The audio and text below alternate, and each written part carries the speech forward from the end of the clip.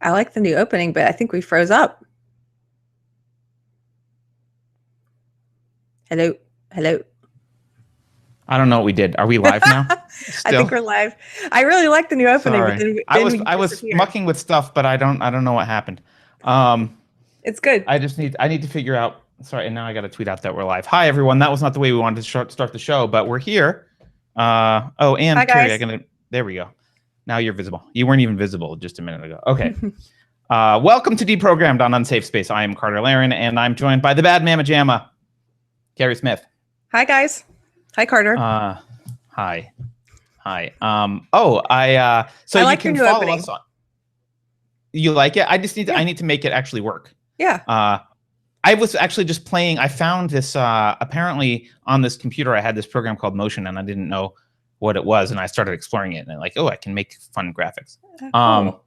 So I geeked out a little bit on it. Yeah. Yeah, you can follow us at Unsafe Space Co.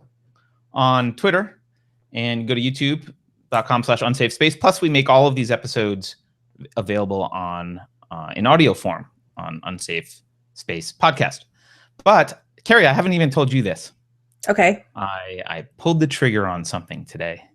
Mm-hmm. I bought unsafespace.com. We don't have control over it yet, but it's going to be. It'll take a few days. So we're not at unsafespace.com right now, but we will be. And Yay! So shortly you'll be able to do that, and then we'll redo the whole website and everything. But I've been putting off redoing the website to see if we could get that domain, and we did. So I thought it was highway robbery. It was, but yeah. I talked to a few friends about it and thought about it, and I paid the highway highway robbers. It's fine. So it was worth it, and so we better kick ass from now on, Keri, because I paid highway robbery fees for unsafespace.com. So I thought the whole tagline was unsafespace.co because the M stands for Marxism. So that was my excuse. And it was a good one. I thought it was a good tagline.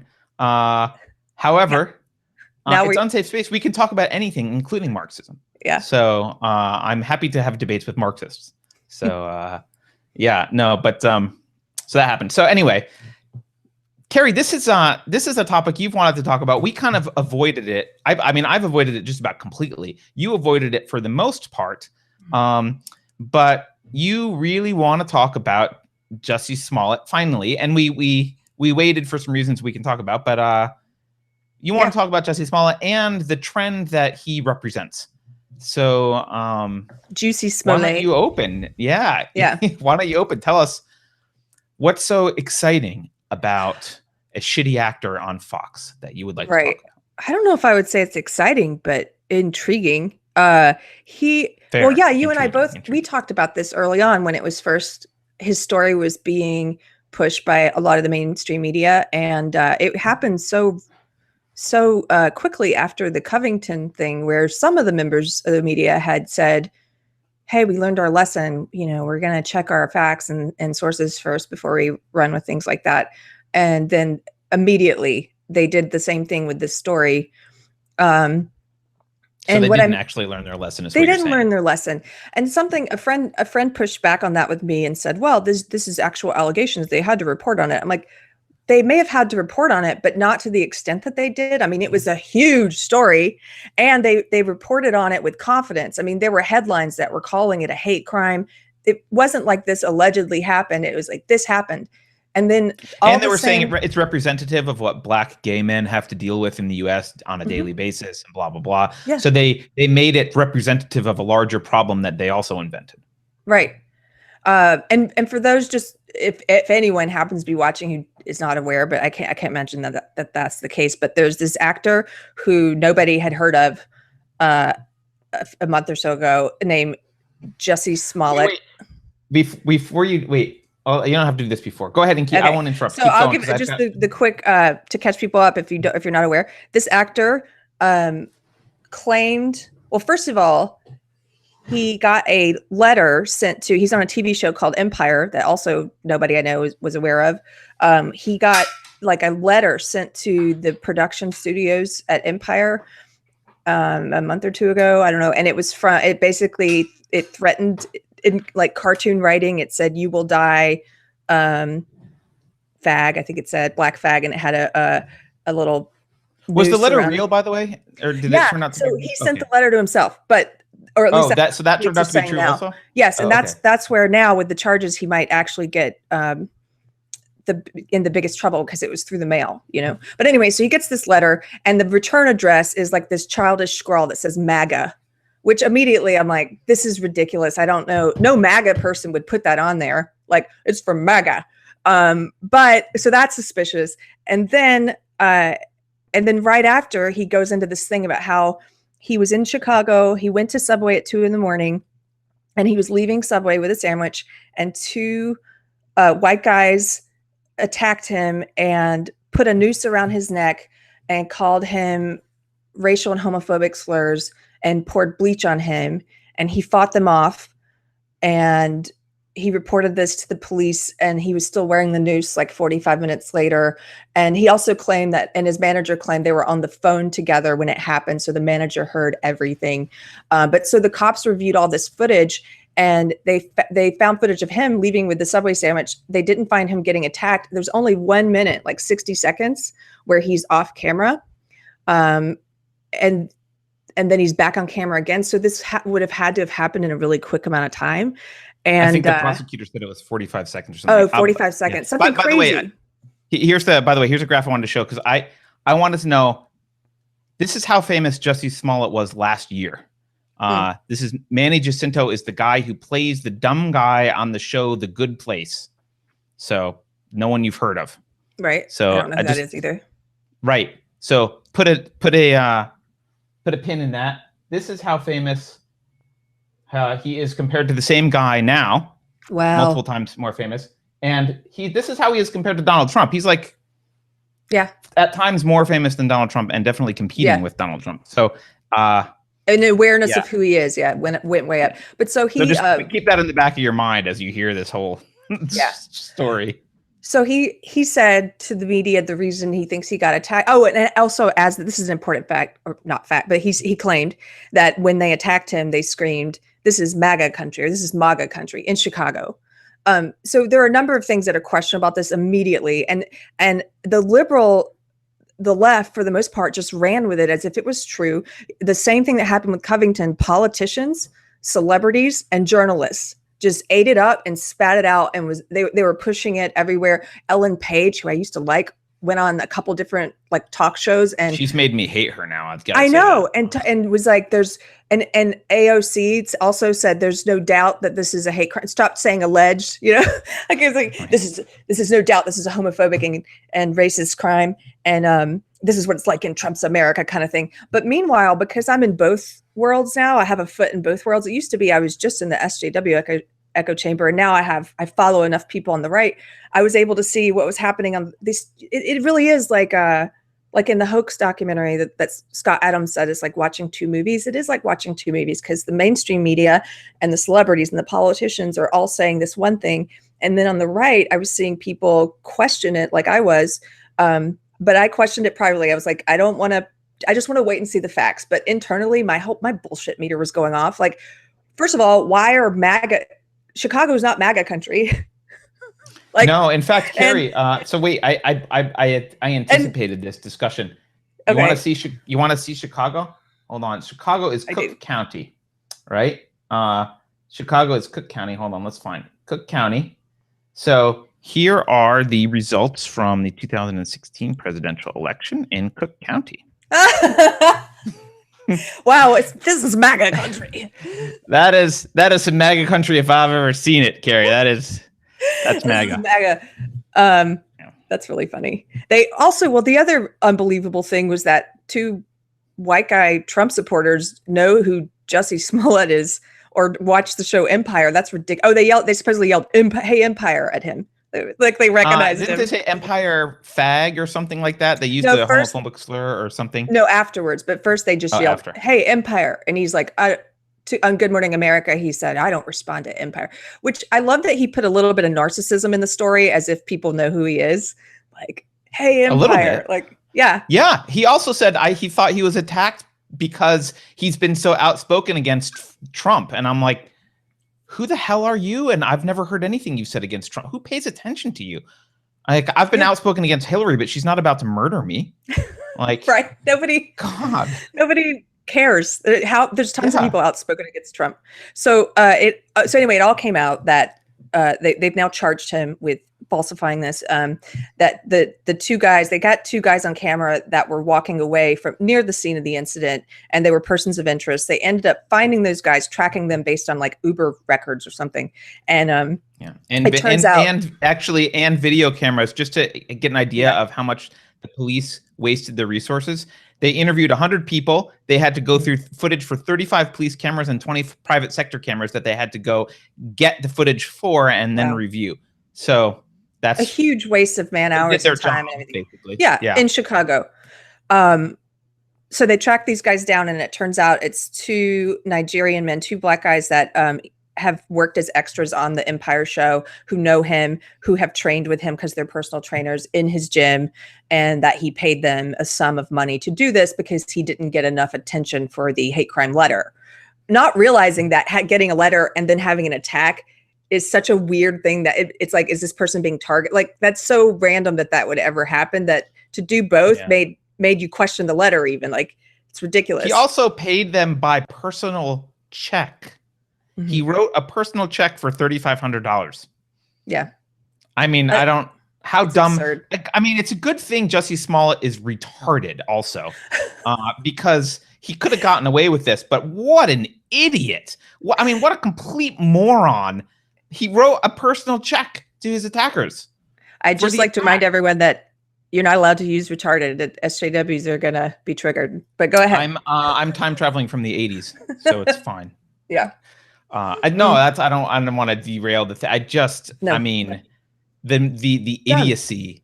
I mean, the police have footage. He like brought them to the camera and pointed at the camera before the attack and like told them this is where it will be and the camera will see us and blah blah blah. Like he like did this. Yeah. He staged all this shit. It was it's just the whole thing's ridiculous. And he wrote a personal check to the guy. Yeah.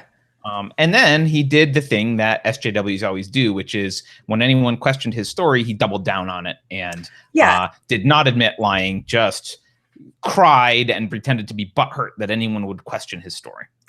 Well, he did the thing they do, which is if you question his story, you're racist. So, and actually I did see the press started doing articles about the people on the right skeptical and saying, oh, these people are questioning a victim. You know, they were basically trying to shame people for questioning it before it all came out that it was indeed a lie. But he said, you know, if you question it, you're racist. He went on Good Morning America and did this interview. By the way, let me back up quickly. When I first heard this, it's like, I didn't know for sure that he faked it. I just knew, I didn't think it sounded the way, I don't think it happened the way he said it did. That's all I knew, that it sounded like bullshit. One of my original thoughts was that maybe he really got attacked, but maybe it was by some Antifa members because they wear masks and these guys are wearing masks, or just some random thugs or something. Right, but not with the letter too. I was like, if he's being targeted and he's being attacked, maybe it's some leftists, like a radical leftist, Antifa or something, trying to push this story that America is racist and homophobic and that Trump voters are racist and homophobic. So I gave him the benefit of the doubt that maybe he really didn't know and he was attacked, but no, it was what's that quote about, like the easiest answer? Well, there's Occam's razor, which is the simplest explanation is generally the right one. The simplest explanation, right? So he went on Good Morning America. He cried. He did a great performance. But one thing I noticed that I mentioned to you that I thought was fascinating was I'm really a geek about body language experts and stuff, and the tells that cops use during interviews to see if someone's lying. And some of those have to do with language. And like if a person is speaking, if they're recounting a story in the present tense instead of the past tense, which is fascinating. Like if a person says, instead of saying, I came home, I walked in the house and I found my wife dead, and then I called the police. They'll sometimes, if they're making it up, they'll say in the present tense, like, I walk in, I see my wife dead on the floor, I call the police. And that's how he did it, right? Yeah. Well, no, I don't remember if he did that, but he did another thing that I find fascinating, which is he said, people reveal a lot with what they say. Like you've mentioned this before. And he said, if I had said it was a black guy or a Mexican guy or a Muslim guy, I don't think I would have been questioned. If I had said it was, and I'm like, if it really happened, you and I or anyone probably would have phrased it this way, which is, if it had been a black guy or Mexican guy or Muslim guy, if it had been a black guy, you wouldn't be questioning me. But he said, if I had said it was a black guy, I'm like, yeah. And that, Keri, that was a brilliant insight when you said that to me yesterday. I was like, thank oh you my for God, being I haven't thought of that. I was very impressed. I hadn't thought of that, but I think we can all relate. Like, put yourself in that situation. You would say, if it had been a black person who attacked me, not if I had said it was a black person. Which is really interesting. It's a nice little slip of the tongue there. Yeah. So that was interesting, just as an aside. But anyway, I think we've caught everyone up to speed. If they happen to have been in a cave and not known this story, that the gist of it.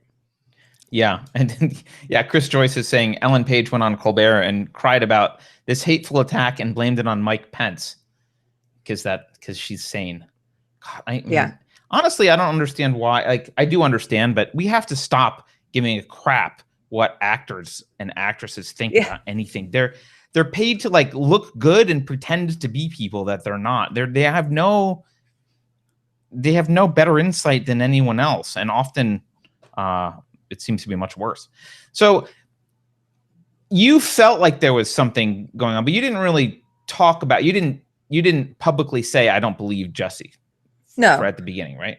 No, and you didn't either, for good reason. I didn't say anything because I'm really worried about jumping on the bandwagon one way or another. And so I just, I heard the people on the right and they were making some good points like, hey, maybe, this doesn't make sense. And certainly calling Chicago MAGA country. I mean, there was red flags, like who the hell carries bleach and a noose around with them?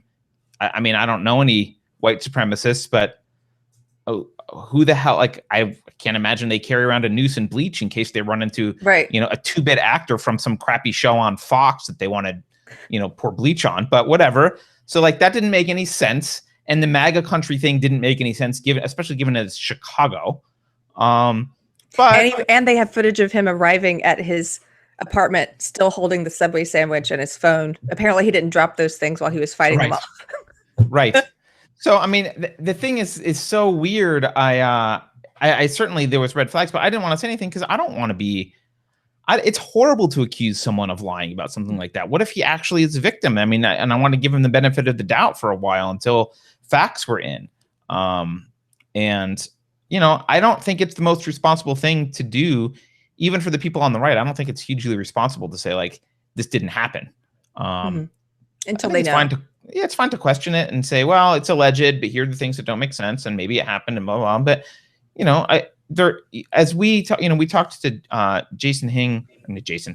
Zach Hing last week, and he said, I don't believe that we're in a post-racial society, and I don't either. I don't think you do either, Keri. And like, there is racism in there, and we're certainly in a, there are people who are homophobic and hate gays, and so, it's possible that attacks like this could happen. And so I just wanted to withhold judgment, but the withholding judgment doesn't get clicks. Right. Withholding judgment. Well, it's also about not being a hypocrite. If you're like, if you believe, as I do, that people should wait to get the facts or as many facts as they can before they start spreading stuff, like, then you have to hold yourself to that as well. And I mean, I could say, yeah, my gut says this, but I could say I don't think, which is true. At the time I was like, I don't think that it happened the way he said, but I can't definitively say it didn't, or that it did, somebody else didn't attack him or whatever. I don't know. If we were going to cover it, I think the only proper way to cover it would have been, here are the allegations, and here are things that seem maybe odd about the allegations or inconsistent, but we don't know if it did happen. It's horrific. So, the end. But but now we know that it didn't happen at all, and he's a lying sack of shit. And he probably deserves to get attacked, not racially, but just well, a friend had a comment, which was that if he wanted to be the victim of an actual hate crime, he should have put on a MAGA hat and walked around Chicago. Like, you'll definitely get attacked. So I wanted to put this in the context. I know you and I talked about hate crimes in general. One positive thing that I think has come out of this is, or hate crime hoaxes in general, is that ever since Trump was elected, I've been seeing these stories, like a lot of hate crime hoaxes, especially right after the election results. And my friends in the SJW echo chamber would always dutifully share these, there were like 3 different women who claimed that Trump voters tried to pull their hijab off and screamed anti-Muslim slurs at them. And all 3 of those turned out to be fake, and, in different cities. But my friends would share those kind of stories and like, this is what we told you would happen in Trump's America. And then when the real story came out, I mean, if you just look at the retweets on the journal, on the Twitter for the news accounts, they don't get the same amount of attention at all. And nobody shares them. Nobody shares the retraction. Nobody shares, hey, that thing I posted about 2 weeks ago was fake. And part of that could be, I was wondering, well, maybe it's just because people in my SJW echo chamber don't see the corrections and the retractions. But then that's a chicken or the egg thing, because they're not seeing them because nobody's sharing them. Nobody in the echo chamber is sharing them. And so all these people are walking around believing the original stories that all these different hate crimes happen. And so one positive thing I think that's come out of it is I've seen a couple of publications now compile lists of, hey, Smollett's not the only one since Trump was elected. Look at all these fake hate crimes that have been reported by the national news. Yeah, this is hatecrimes.org, which Tamara pointed us to, and we've seen before. I think this might be by your guy. Is this maintained by the Laird Wilcox guy or his buddies or his circle? I think it might be. Yeah, they keep a list of fake hate crimes. And the question is, I think the question that I want to ask, at least what's interesting to me, is to ask the question, why? Why do people do this? Well, one reason they do it is that it's if the story that they're telling, if there's no evidence for that, they have to create the evidence. And they're morally misguided enough to believe that the ends justify the means. So 2 of these, I was looking through some of these hate crimes, and if more than 2, a few of them, there was the guy in November of 2016 who spray painted a swastika and homophobic slurs and I think hail Trump or something on the side of a church. It turned out it was the organist of the church who's gay. And when it was found out that it was him, he said he wanted to mobilize a movement. And then there was another girl. This is even more telling. This is the one in May of 2017. It was St. Olaf College, where there were a bunch of racist notes that were left. It was covered nationally in Washington Post and other places. They canceled classes. There were protests and boycotts for days. Like, it tore the campus apart. And then it turns out it was one of the Black female students who was the target of the notes who wrote them. And when it was found out that it was her, she said that she wanted to draw attention to concern, like real concerns about the campus climate, about racism and stuff. It's like, if it were actually that bad, you wouldn't have to manufacture it. You friggin' liar. Right. So I find this fascinating. It turns people into the monsters they claim to be fighting. They're like, I hate racism. I'm going to leave racist notes. Like, what? You're leaving racist notes? You're creating racist notes? Like, you're creating racism. What the fuck is wrong? What is wrong with you? Yeah. That's fascinating. No, I think you're right. I mean, there's a couple issues. One is, I think a lot of these people on the left tie their moral self-worth to the righteousness of their ideology. And so it becomes a very difficult thing psychologically when reality isn't matching what your ideology predicts. This is why you have Trump derangement syndrome, right? They all thought Hillary was going to win.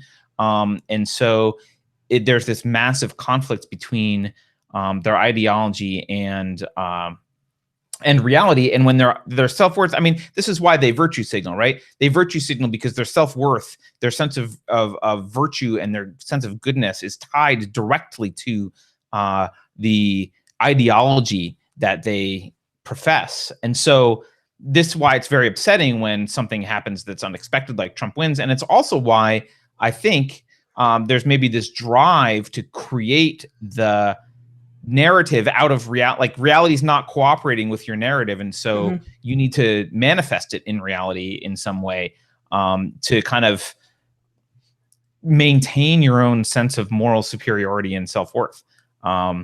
Because, imagine if he had gotten away with this, right? Everyone would have been saying, yeah, those fucking Trump supporters, sorry, I'm trying not to swear. Yeah, those damn Trump supporters, those MAGA racist homophobes, they're all over the country. And this is, this happens all the time to gay black men. And poor Jussie is just an example. And it would have been this narrative that reinforced and validated the belief that all Trump supporters are racist bigots. Yeah. And your exact, what was the phrase you just used about reality's not cooperating, so you have to manufacture? I mean, that's exactly what it is. Reality's not cooperating. You have to manifest it. Yeah. Yourself. Yeah. It's like someone else. I forget who said this before. Maybe you said it, about how a lot of SJWs. It's brilliant. I'm sure it came from me. Keri, it came from you. Yes, I'll just credit you. They are problems. No, they are solutions in search of a problem. Because a lot of what, I probably didn't say that, but it sounds good. It sounds great. I'll give it to you. A lot of these activist organizations, a lot of these movements have achieved their goals. Women can vote. Women, you and I have talked about that before. They've run out of stuff to do, right? They're like, hey, we women should be equal under the law. I'm like, okay, they are. Now what? Like, disband and lose your power, or come up with something else to fight? Come up with new grievances, right? Or manufacture grievances. Right, exactly. The other thing, so part of me believes that this is a result of ideology and tying their self-worth to ideology, right? Part of me thinks it's just narcissism. We do live in, I was talking to my friend the other day, we live in a culture that is ridiculously narcissistic. And even good people are way more narcissistic than in the past. And the example he was giving was, he's a little bit older than me, but we're both, of a prior generation. We're both older. And, but he was saying, look, I think Neil Armstrong was or maybe it was Buzz Aldrin, but I think it was Neil Armstrong was the example he was giving. And he watched some documentary or something about Neil Armstrong. And he's like, he was saying to me, the guy never tooted his own horn. He never, talked about how great he was or his accomplishments or anything. He was just like pretty humble and low key and went about his life. And the guy was the freaking first guy on the moon, right? But you know why that is, right? Because he never actually went to the moon. Oh, sorry. I'm kidding. I'm totally kidding. Yeah. Go ahead. Are you going to channel Owen Benjamin now? No, I'm joking. But yeah, so I mean, there's other examples if you want to be a flat earther and think something else. I'm totally kidding. But he's humble. I mean, your point. He's humble. He's humble, and this guy is a guy that I've worked with in investing in companies before, and so we had examples of young founders in their mid to late 20s, and he cited a few of those examples. He's like, well, look at this guy and look at this person, and we talked about people that we knew and that were younger generation, and their life is it revolves around posting pictures on Instagram that paint them in the best, most interesting light as possible, and trying to self-promote their own brand all over the internet and on every social media platform possible, and present themselves as experts when in fact they're not really. Present themselves as important when they're not, and it's night and day. And so, part of that narcissistic culture, I think, is, and I'm not sure if it's bad or good. I'm not really making a moral judgment about it. It rubs me the wrong way, but I don't know. I haven't proven philosophically why it's bad, so I'm not going to claim that it's bad necessarily. I think it's bad. Sure, we can have that discussion. But the point is, bad or good, it is very different, and it does lead to, I think, this. When you look at Jussie, what he did fundamentally was narcissistic. Even if he had intentions to start a movement or help some quote cause, and he was willing to do something evil in order to, in his mind, perpetuate good. it's still narcissistic. It's incredibly narcissistic, and everything he said about it is the way he treated it was narcissistic. It's massive narcissism. And I don't know if maybe that's just a function of like maybe people are way more narcissistic now than they used to be. Oh, I think there's a case to be made for that for sure, because everything we do now is you have this online presence that's advertising you. You know, you're a celebrity. People see what's happening with you. And in your life. We never used to have that. I mean, you and I remember a time before the internet. Because millennials don't have that. Don't talk about your age. Don't tell people that. But you know, it's like we didn't always have, it wasn't like you turn on the social media. 1200 BPS modems, baby. Yeah. It's not like you used to have this peek into everyone's life or the ability to write it's like a newspaper of you. And it is very narcissistic. And there's something else that I was thinking of that I mentioned to you. This made me think of a study, and I went and found it because I read this a couple years ago. I thought it was really interesting. And there's an article about it in USA Today. But they did this study that shows that there's an alarming increase in the number of kids who are cyberbullying themselves on. Oh, you mentioned this. Yeah. That blows my mind. Can you tell people like about this? So like on platforms like obviously like Facebook and Twitter, but also on like Tumblr blogs. And there are a couple of these sites where you can have an account, like a profile, and then the whole point of the site is for anonymous people, usually friends at your high school, whoever, to come in and ask you questions anonymously, and you can answer them and stuff. And so they started this study because of this. I think she was 14. This girl in England who ended up killing herself, who had suffered a lot of online abuse on one of these sites. But it turns out they found after she died that 98% of the abuse she was getting online came from her own computer. It was her. It was her abusing herself publicly online, cyberbullying herself. And right. I think like in the article, the USA Today article, they were kind of saying that they were relating it back to self-harm. Like they were trying to make the analogy between like cyberbullying yourself, right, and some type of self-harm.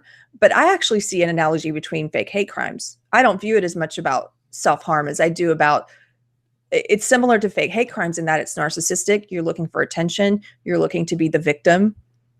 Within cutters hide their cuts. Yes. Right? Self-harm people often hide their self-harm. This is out in the open. This is a very public, like the equivalent, the self-harm, the equivalent here would be like going in your bedroom, shutting the door, and like saying nasty things about yourself to yourself, right? But that's not what's happening here. And there were some famous instances of this that I remember, and I apologize if I get this wrong. I didn't look this up before the show, but when I was looking into when Gamergate happened, I was an SJW, and so I knew what was going on, and it was all about sexist men. And but now I've since looked back on Gamergate and I have a completely different view. And a couple of those women involved, Zoe Quinn, I think, was one who was sending herself like messages, hateful messages, sexist messages online. That's crazy. That's the same thing these kids are doing, but it's to build a narrative. It's to get attention. And, you know, we've talked about before within the SJW ideology, there's, you get points. The more of a victim you are, the more press groups you can check off. So what better way than to have everyone witness you being the victim of online abuse? Yeah. You're special now, right? Yeah, absolutely. Absolutely. Yeah, and we live in a culture, I think, that we live in a culture that conflates fame with infamy, right? So it doesn't really matter whether you're Ted Bundy or Mother Teresa. Fame is fame is fame, right? It's notoriety is notoriety is notoriety. And so honestly, like your Ted Bundy point that's a really good point, Ted Bundy, because that Jussie Smollett, you're the one who said, what did you say to me about his fame level now? It doesn't matter. Yeah, well, I showed the charts, right? The guy, I mean, very few people knew who he was previously. Like I said, he was about as popular as that actor that plays the dumb guy in The Good Place, and you were like, who the hell is that, right? So yeah, that was about his level of popularity, and now he's, rivaling Donald Trump, who was popular even before he was president. So Trump's insanely, I don't mean popular in like liked, but talked about certainly. Well known, famous. Yeah, well known, notorious, or famous. So part of me is like, oh, he's a narcissist. Part of me, I talked about the kind of psychology and psychoepistemology related to your self-worth being tied to your ideology and how you have to manifest that in reality. All that's true. Maybe the simple kind of materialistic or cynical thing to do is just look at, well, what did he benefit? Like, it's a great question to ask all the time. Like, well, what did he get out of it? What are the benefits? Right? Mm-hmm. And the benefits are pretty obvious here. He is famous. And even if the guy serves jail time, and even if he gets hated on for this, he will be famous. I guarantee he will land more acting roles. This is not going to kill his career in Hollywood at all. Like, he's even if he does jail time, he's going to get out and he's going to be on Dancing with the Stars probably. He's going to get out. I'm sure he'll be in movies. At the very least, he'll have cameos, or that's the way it'll start. Like, this is not bad for him in any way. He'll get to have his redemption story. Yeah, he'll get his redemption story probably if he plays it right in the press. I don't even think they're going to require a redemption story from him, because they all believe that it could have happened because that's the world they live in, and he was just trying to help. I mean, there's a group in the Bay Area. Then maybe they're elsewhere, but I know they're in the Bay Area at least, and they're basically like a sister group to Antifa, and they're called By Any Means Necessary. And that's, that name is accurate and descriptive. The means are not relevant to these people. The ends justify the means. And so I actually don't like people like Ellen Page. I don't think she's going to think bad of him, really. I mean, she might have to say, yes, that was wrong of him publicly and blah, blah, blah. But, tisk, tisk, tisk. But really, no, they don't care. Because they wish he had gotten away with it. They all secretly wish he had gotten away with it. That he had gotten away with it. But that's morally bankrupt. Like, of course it is. There was an article, I think it was Washington Post. The headline was basically, I doubted Smollett, and I'm sorry. I really hope I wasn't right, or something like that. But the gist of the article was, this woman was lamenting that the hate crime didn't happen. Like, she would rather the world be as dark and racist and homophobic as she believes it is. And let's just say wants it to be. I think these people want it to be that way. Of course, because that justifies their whole moral outlook. Yeah. All their virtue signaling is justified. Yeah. But isn't that fascinating that they bring what they claim to be against into fruition? Like, they create it. It's the same thing with, so during the inauguration, there were these protests, J20, and they actually arrested some of these Antifa guys who were planning to gas the Deplorable or something. They got them on tape.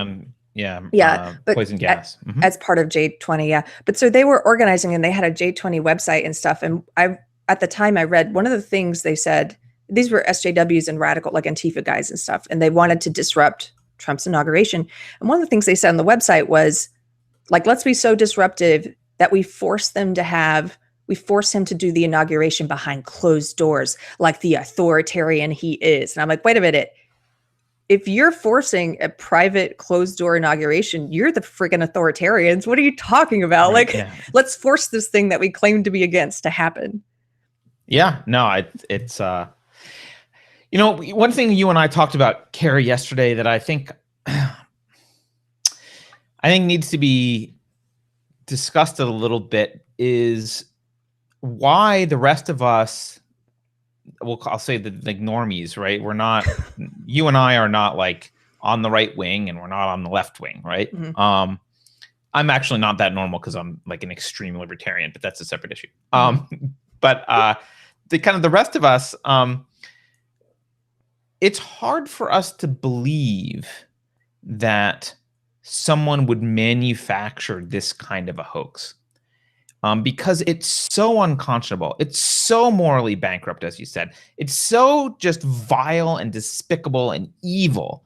It's such a horrible thing to do that we really hesitate to like accuse someone of that, because it's like, well, I mean, I can't imagine someone doing that. Who would do that? Most normal people are so appalled by that as a thing. They can't wrap their brains around the idea that there are people out there in the world with jobs and careers and even a little bit of celebrity and kind of normal productive lives who would do something that vile. And, I don't want to put it, it's not, look, it's vile. It's not murdering your family. I mean, yes, there are crazy people who do even worse things out there, and I get that. But it's a pretty vile, horrible thing to do. And most of us kind of are like, we don't even want to believe that that's true. We don't want to face that evil and recognize that the other side is evil. And you and I talked about this, like the left often takes the moral high ground, and it leaves anyone else on the defensive to try and argue about why they're not evil because the left has taken the moral high ground and called them bigots or evil or whatever. And it's time for other people to take the moral high ground. We should take the moral high ground here. We should say, Jussie Smollett, you are a scumbag. This was an evil, shitty thing to do. Crap, I'm not supposed to swear. This was an evil, horrible thing to do.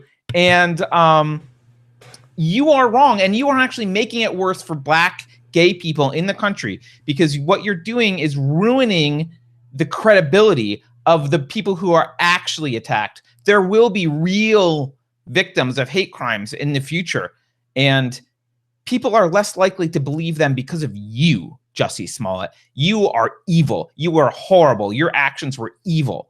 And instead, we kind of are on this defensive of like, well, I think he was a hoax and blah, blah, blah. And like, we were always reacting to the sanctimonious left and their moral high ground. And I think it's time we knocked them off of their pedestal, because the left has no moral high ground. They are despicable and evil, and they should be treated that way. Sorry. I love this rant. I love this rant. You're all fired up. I am. Despicable. It pisses me off because they are immoral and they're pretending to be the moral ones. Yeah. It is immoral. It is evil. I mean, we use that word. His actions were evil. I do believe that. He's making it. So a friend of mine, a liberal, and I were talking about it, and he was saying all of this hyper attention on the hate crime hoaxes is being used. He said being used to try and present a case that there's no hate crimes. I'm like, I don't see that being done at all. Nobody that I see is like, there's no hate crimes, except Ann Coulter. I saw she tweeted that there's no hate crimes, which is ridiculous. But nobody else I see who is saying that. And actually, to his point about people not believing there are any, if people do believe because of this that no hate crimes happen, that's on Jussie Smollett. That's on the press. That's on people like Cory Booker and Kamala Harris and Ellen Page. It's on people who spread this nonsense without waiting. Because eventually it will be rational to assume that people are hoaxing.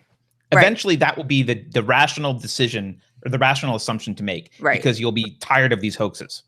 Well, the other reason I initially assumed he was hoaxing, or at least it wasn't true, was because it fit. Here's what's funny. It fit a description of a Trump supporter, of a MAGA person that is mostly invented by the press out of whole cloth. Like, it's not, I think that's why Trump supporters were like, oh, this is bullshit. Because Trump supporters are like, that's not us. That's the media's characterization of characterization of us. Yeah.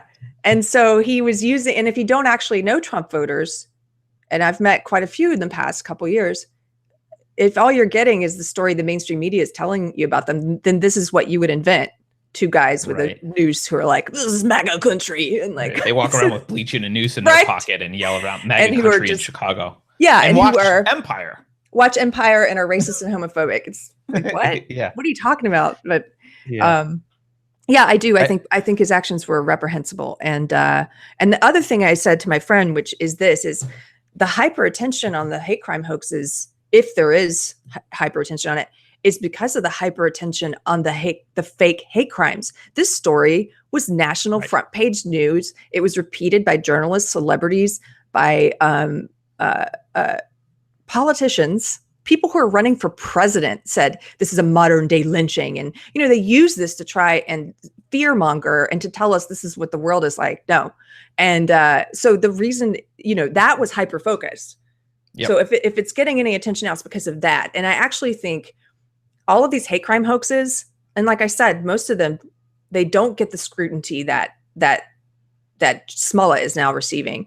Most of the hate crime hoaxes, they issue a quiet retraction later. Oh, hey, that person made that thing up and they've been arrested. And it doesn't become a big story. Sorry about Mattress Girl.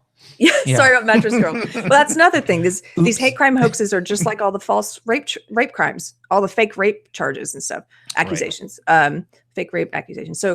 So I think all of those hoaxes get a lot of attention. Usually when it's revealed they were fake, that doesn't get attention.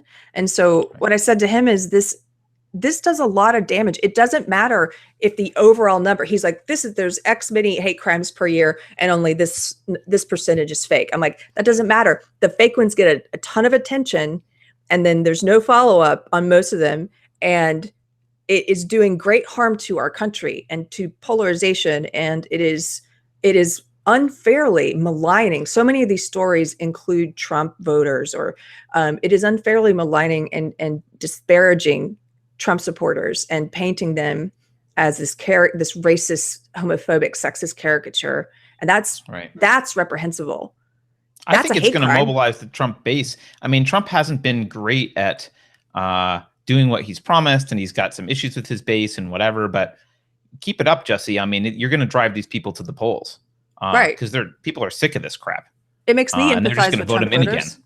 It makes me, I'm like, they get called. I mean, after the Covington thing, all these people on the left are like, well, the red MAGA hat has come to symbolize racism and intolerance and hatred. I'm like, no, it doesn't. That's what it symbolizes to you. Quit projecting onto these people what you see in it. Yeah. That makes me furious. And I'm not even a Trump voter. It makes me angry. Like, well, you may be in 2020. We never know. I may be. I'm open to that possibility now. Yeah. I've said it here. Uh-oh. I like Tulsi Gabbard, but well, I don't know. I don't like any of the others. I still kind of like She's Bernie. better than a lot of them. She's better. Yeah. I don't like Bernie. Okay. Because I'm not. I don't know. I have a soft spot for him, but I probably wouldn't vote for. I voted for him in the primaries last time. Yeah, I mean, the only thing I like about him is he's not Hillary, and I would rather have him run against Trump. But I can we talk about hate crimes generally, because you and I don't know if we agree on this, but it's something that I said yesterday when you and I were talking is I don't think hate crimes should be a thing. I don't believe in hate crime as a valid categorization of crimes.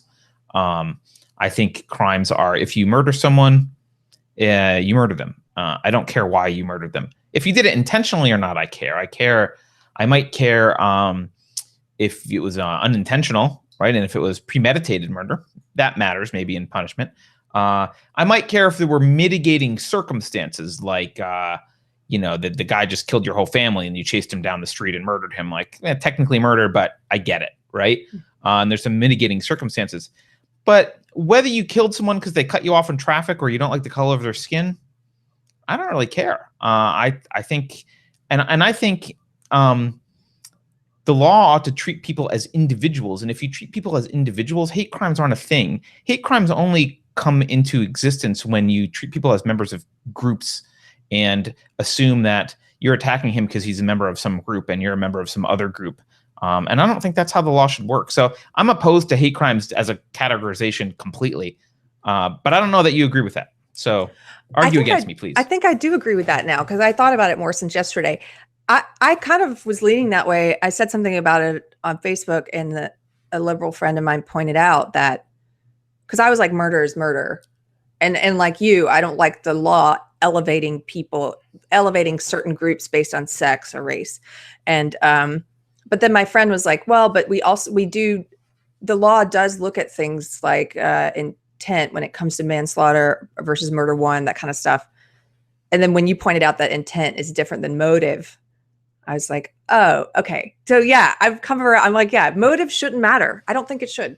At least I think motive can be. I think there's a nuance there. I do think motive could matter if it's a mitigating circumstance motive. Right. So, but other than that, if there's no mitigating motive, it's just cold-blooded murder. And so who the hell cares whether you don't like him because he's black, or you don't like him because he's gay, or you hate the show Empire because it sucks. I don't know. I've never watched it, but like, it doesn't matter. It doesn't matter. It's an assault. Well, and that begs the question about hate crime is, he unfairly maligned white male Trump supporters.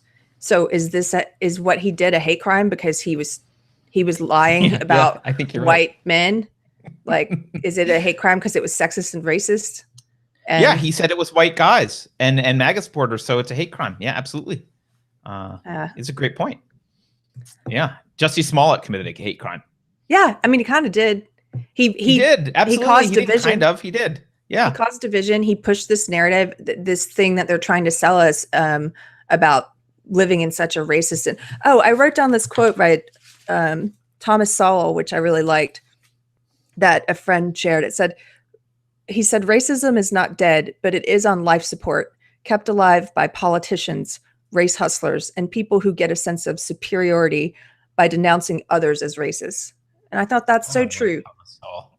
Yeah, they keep it alive. People like, I know this is one of my least favorite professional SJWs is Sean King, which, speaking of fake hate crimes, you guys should Google Sean King and hate crime and see what comes up. Can you tell the joke that you told on Signal? You called him something on Signal, and it's like possibly what you said was racist, but it was also hilarious. Not racist. Okay, then great. Just say it. What did you call him? No, because he's white, although, and both his parents are listed as white, but he puts himself out there as black, which maybe he is. Maybe this is true. When it came out that his parents were white and that he might possibly be pretending to be black, like Rachel Dolezal, he went on CNN and talked about how his mom was a kind of a loose woman. He like threw his mom under the bus and was like, my mom had an affair with a light-skinned black man. Anyway, that was his excuse. But anyway, because there's this meme now and this joke that he's actually a white man pretending to be black because he makes a lot of money writing about racial justice, and people call him Talcum X. I think that's awesome. Talcum X is the best. Talcum X. I mean, that's funny. Yeah. It's funny. It's funny. If he is a Rachel Dolezal. Yeah, he's trans race. He is trans race. Well, I identify as black and I'm not offended. In the chat, Garisha Jin says it's we were talking about Jussie, and she says it's how children are he. I don't know if Garisha is I know what Jin is. It's a label. It's a Japanese person basically, but it's how children can act sometimes. The only difference is scale. So Garisha Jin is saying, hey, this is it's only they're acting like children, and the only difference is its scale. And I would have agreed with you until last night, when I mentioned something like that in front of my 9-year-old, and she said to me, "That's insulting. I don't behave that way." And I went, "Oh yeah, you're right. That's awesome. That's insulting to children." So no, that's not how children act. That's how immature, spoiled brats act, but not children. So your daughter's cool. I want to say that. I like her, but I'm biased. Can I ask? So, is it awkward to have a conversation half on chat and half? No, let's do it. I didn't get to look at the chat much, but so Andrew says, Andrew Thompson, what is this quote you've got? Is this a quote from Jessie's character? I think he's saying that Jessie's character. I'm gonna assume I understand what he's saying. I think he's saying that Jussie's character on the show says some kind of quote that says, let's see.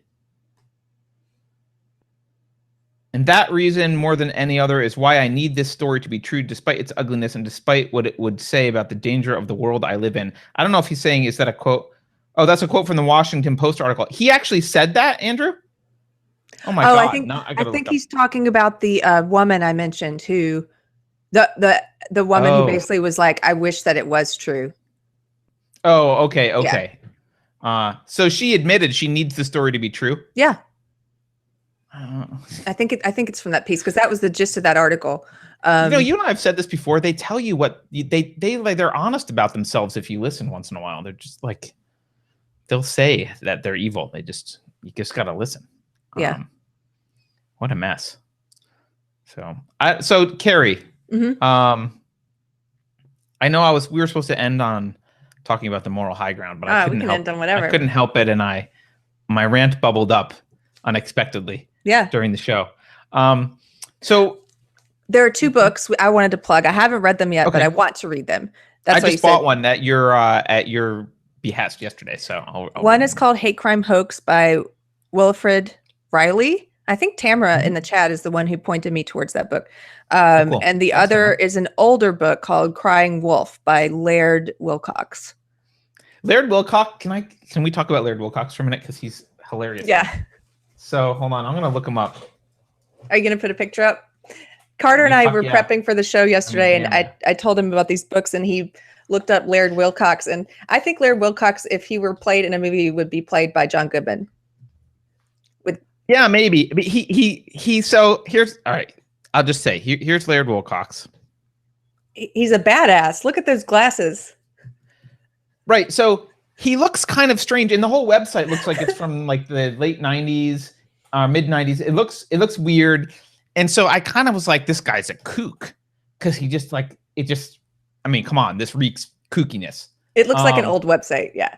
Yeah. The whole thing reeks kookiness, but I actually ended up doing a little bit more research on this guy, and like, he's considered legit. He's like a real scholar who has like this collection in the library of political extreme material and stuff like that. And so he's more of a badass than a kook. I think he just, that's Laird Wilcox. So, and he looks like a private detective in the like early 90s who would care about your helping you. Yeah. I don't know if he's, we should try and get him on the show. I don't know how old he is now. That would be fun. But he looked like that in the 90s apparently, and then just never updated his website.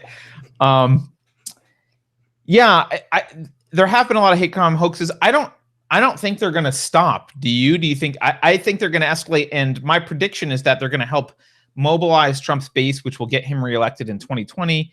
And I don't think the media, they didn't learn their lesson after Covington. They're not going to learn their lesson after Jussie Smollett. I think they're just going to keep doubling down on this stuff. No, and in some ways, I think they're their own worst enemy, because I do think potentially there are more people waking up to how full of crap they are, the more that they push these things, and then it's revealed to be false. And they're so eager to push it. They're so eager to push it. And it, again, I read this quote on one of our other podcasts, so I won't read it again, but there's this C.S. Lewis quote that this always makes me think of. And it's about like, I'm going to mangle it, but he's basically like, if one reads a story about one's enemy and filthy atrocities that they've committed, and then later you find out that story is not quite true, is your first instinct to go, oh, thank goodness even my enemy's not as bad as that? Or is it to want it to be true? Or is it to wish that it were true and to wish that's darkness? And he ends that quote with, I think it's the latter. And if unfortunately that ends in a world of pure hatred, because you're wishing your enemy to be darker, and then you're wishing others to be darker, and then you're wishing yourself to be darker until you end up in he says, like, the universe of pure hatred. But I think that's a great quote for this, because that's exactly what's happening. Is these people are seeing the fake hate crime. They want it to be true. Like they want this darkness. I agree. And look, I mean, this could be a whole topic, but I mean, I believe that if you're semi-intelligent and you're a Marxist, you have a dark heart. You're a malevolent universe kind of person. Because only a really dark-hearted person can understand what Marxism is and support it. You can be ignorant about it and think like, oh, it just means people hold hands and sing Shangri-La and get along, and there's no rich people, but we all have 2 cars and a flat screen TV. But that's not what Marxism means. And that's not what the philosophy behind it is. And so I think a lot of these people, frankly, are quite malevolent in their heart. And I don't think that means they can't be reformed or changed, and it could be, it's probably related to childhood and a whole bunch of other stuff. We can't say for certain with everyone, but I don't know, Keri. I think they do for that C.S. Lewis quote, I think they do want their enemies to be worse. I think they're dark-hearted people. I think there are two types, like we talked about again, the SJW. There are the ones who are malevolent, who have bad intent, who operate in bad faith, and they know exactly what this evil belief system is, and they're fine with it because they want to be the ones oppressing. But then there are the people who are in it who don't even realize it's a kind of Marxism. There are people who are good-hearted, who are in it, who are out there acting as puppets and as mouthpieces for this ideology, thinking that they're doing something good, that this is a kind of liberalism. I generally agree with that, but which one is Jussie? I think Jussie's the malevolent kind. Well, but he might not know.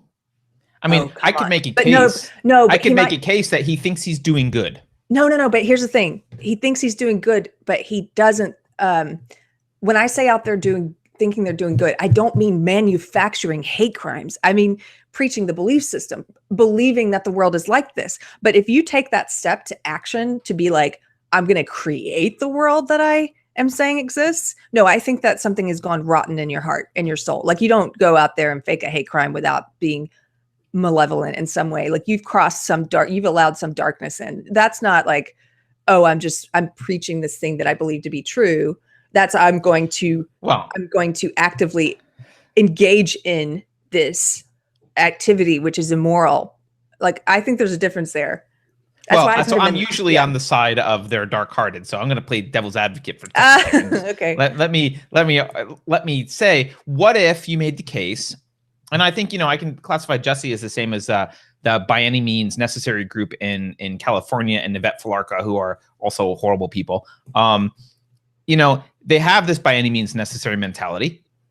They believe that, and maybe some of them do understand Marxism and some of them don't, and the morals behind it, but they believe that the world is a bad place in some ways and that their ideology would make it a better place in some ways, and that they need to blaze a path towards their utopia, right? This is the kind of classic, the classic evil guy is like, he's got a utopia in mind and he's just trying to force it on everyone, and that requires murdering 6 million Jews or whatever it is, right? So that's the kind of mentality. And so you could argue like, oh, well,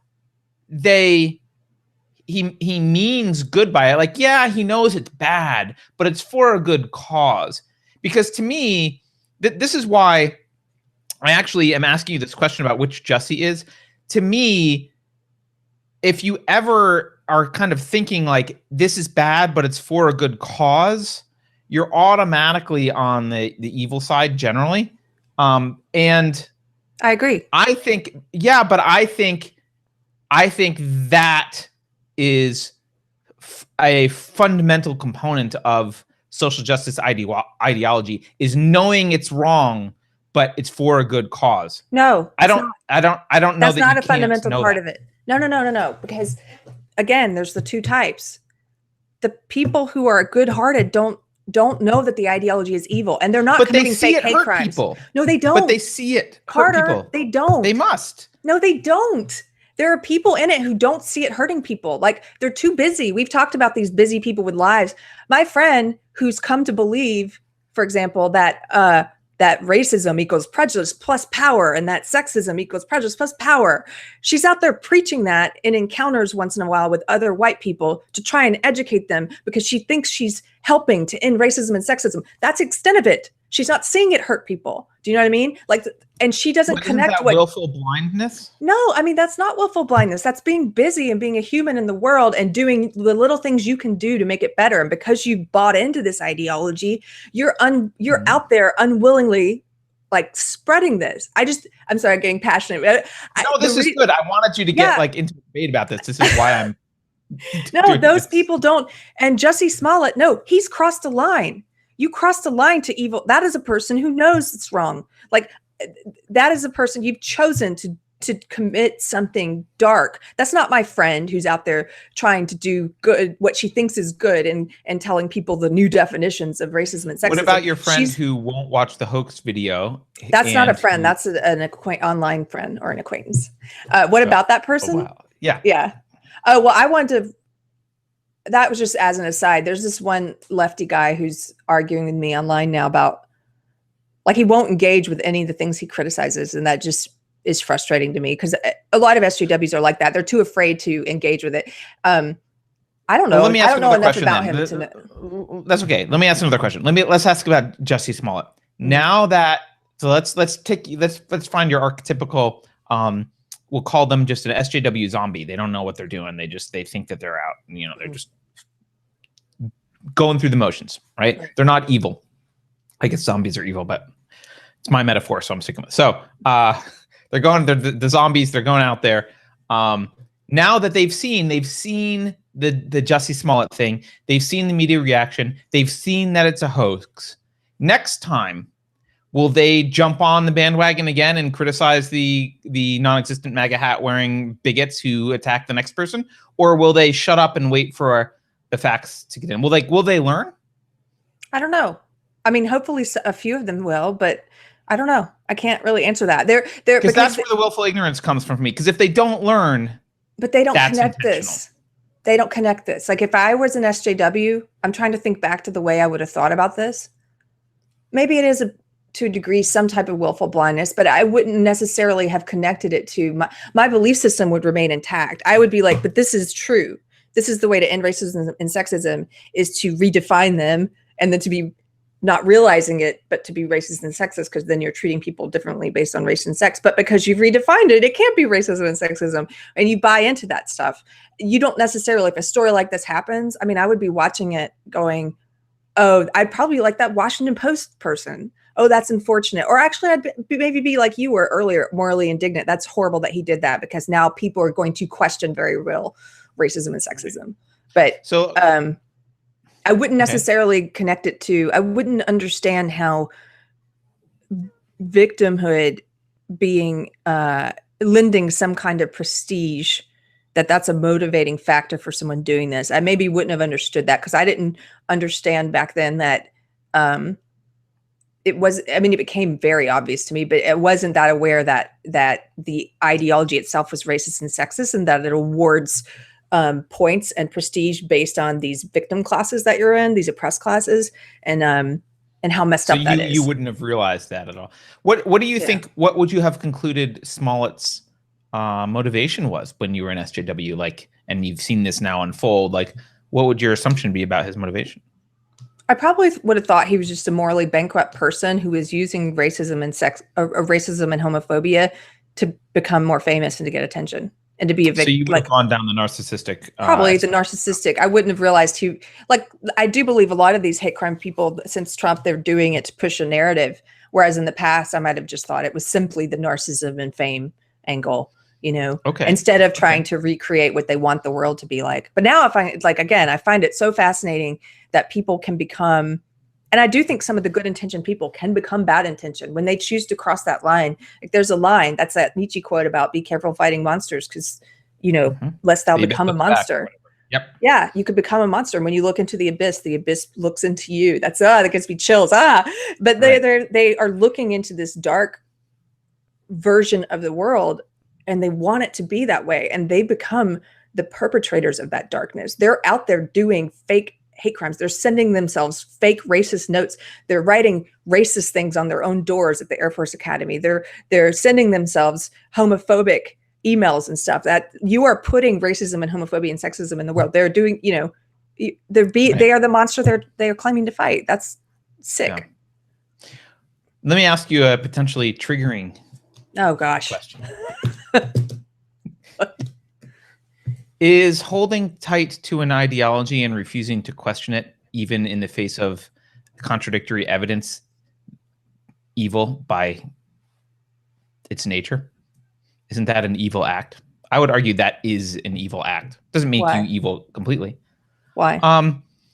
Because I would argue that evil is. I would argue that good requires knowledge of reality, and willfully refusing to question your ideology, even in the face of contradiction, is a refusal to acknowledge the importance of non-contradictory belief systems, and belief systems that are commensurate with reality, or compatible with reality. And so I would say that's one of the roots of evil, right?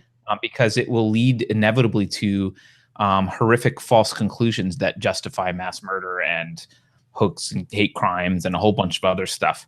Part of me is saying, like, well, aren't you a little bit evil just by virtue of not questioning your ideology?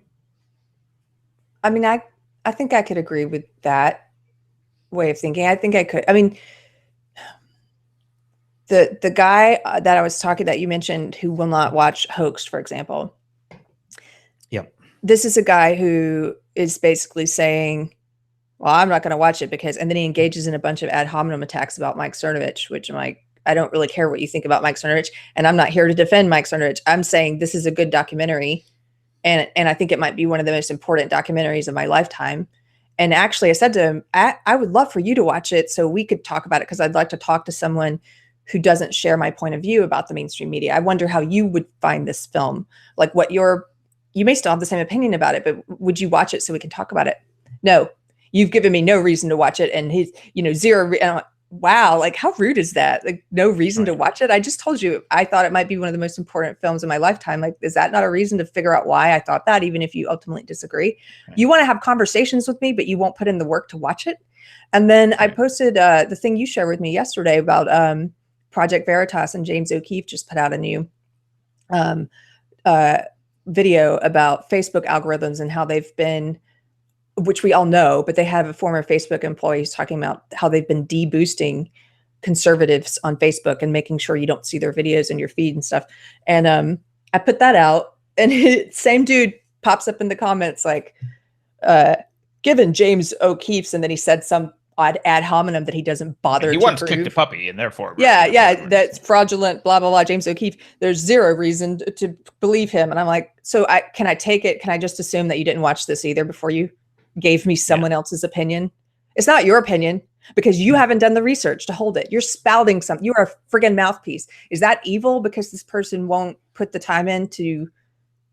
By the way, I think James O'Keefe did get in trouble for I think he was like illegally recording video or lying to get his way into it. Like he didn't get in trouble for making a false video or anything. He got in trouble for like violating some sort of recording laws or misrepresenting in order to get the footage or something. And like, so he did get in trouble. There is some sort of like, he was in trouble at some point. Right. But it's not that he made a fake video. He hasn't made a fake video. Right. Because if he were on the left and he had gone to jail for something like that, he would be a hero.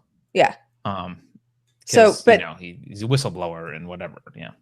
But it just, I mean, there are certain things that we all have a limited amount of time, and there are certain things that I probably wouldn't spend my time watching or reading if I didn't feel like it was worth it. But if I was taking the time to engage in a discussion about it and to offer up opinions, then yeah, you can bet your bottom I would try and do my due diligence so I knew what I was talking about. So I do find that really, maybe is that a stubborn insistence on clinging to ideology without actually investigating? Yeah, I think it is. Is that evil? I don't know, but it's certainly very frustrating. It's certainly operating in bad faith. Yeah, it's operating in bad faith. It does make me angry. For the most part, I stay pretty civil on my wall. In fact, people are like, oh, I like talking here because all kinds of people disagree, but we're mostly civil. But, people see me get upset once in a while. I'm not going to call people names or anything, but I definitely get a little salty. Like, it makes me salty. Like, you're not even going to bother to watch it? Then you don't even know what you're talking about. Yeah, of course not. Yeah. The James O'Keefe thing, I mean, this Facebook thing, we should mention it really quickly in case people haven't seen it. If you haven't seen it, go to Project Veritas and see this. But there's this, appears to be, right? Like, so we have some information, some documents, and this testimony from a former Facebook employee, but who Facebook fired. And she thinks she was fired because they knew that she was talking to James O'Keefe, which is a separate issue. But it appears that Facebook has this deboost program that can run on the back end of people's pages, and it uses AI to look for some keyword. And actually, I don't know if this is the deboost program, but there's another program that looks for what they call trolls to try and get rid of too much quote trolling on Facebook. And they have this AI that looks for certain terminology. And to me, the fascinating thing was what terminology they used to search for, to identify that someone was a troll. And it's stuff that we use, so I guess we're trolls, but it was, one of them was the term SJW was considered like a troll term. And another one, which I think is even more outrageous, is the term Overton window. Is a troll term. I mean, and you joked, Keri, yesterday that, like, what are they going to start putting logical fallacies in? Like, if someone says ad hominem, that's a troll term. It's like, it's so bizarre. MSM was another one. MSM, mainstream media. And I think we should worry pretty significantly about, given what we've watched the mainstream media do with Jussie Smollett and the Covington kids, and Christine Ford and all this stuff, and watching social media's behavior and their embracing of censorship and controlling the narrative. I think we should start to be pretty worried about the 2020 election and interference that the media and major social media companies are going to run for the Democratic candidate. Oh, I'm definitely worried about that. I think they might set a precedence where they're always going to be involved from now on, because they don't want what happened in 2016 to happen again. Google held a huge meeting after the election to be like, what can we do better next time?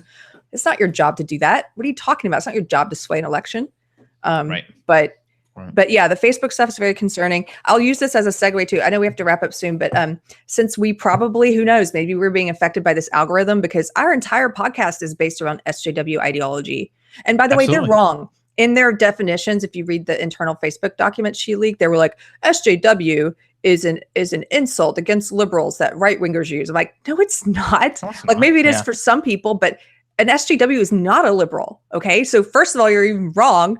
And but I use it, and I'm not. By the way, I heard SJW for the first time in my life about 4 or 5 years ago from someone who majored in social justice in college, and she called herself a social justice warrior. That is where I heard the term. We used to call ourselves that, and then we quit because, or SJWs quit because enough people were using it in a derogatory way. But so we're probably affected by this algorithm. So hey guys, if you like our podcast, please share it on your wall, share it wherever, because we're criticizing SJW ideology, and we use phrases like MSM for mainstream media, and we talk about the Overton window from time to time, and so we're trolls now. We should be banned and blocked. That makes me so mad.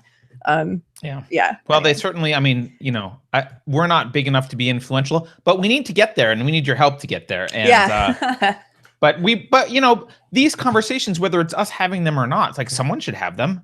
We should be able to talk about this stuff, and it shouldn't be considered trolling. It shouldn't be considered hate speech. It shouldn't be banned. It's pretty abhorrent what they're doing. So anyway, Keri, do you have any final thoughts to wrap up the belated Jussie Smollett discussion? I like the way what you were saying about the moral high ground. Like, don't let them claim the moral high ground. And what he did and what these fake hate crimes do is immoral, because it does cheapen the actual hate crimes that are happening and that people are experiencing. And I think it's a great point. All right. Thank you for watching. Follow us at Unsafe Space Co. I don't even know our Twitter handle. You can follow us on Twitter at Unsafe Space Co, which used to be our URL and kind of still is unsafespace.co. But soon we'll be moving to unsafespace.com, which is much better. Although the M does stand for Marxism, so we'll be tainted from now on. And you can also follow us on YouTube/Unsafe Space. We have a Deprogrammed page, which is this show. We have a Deprogrammed page on Facebook and an Unsafe Space page on Facebook.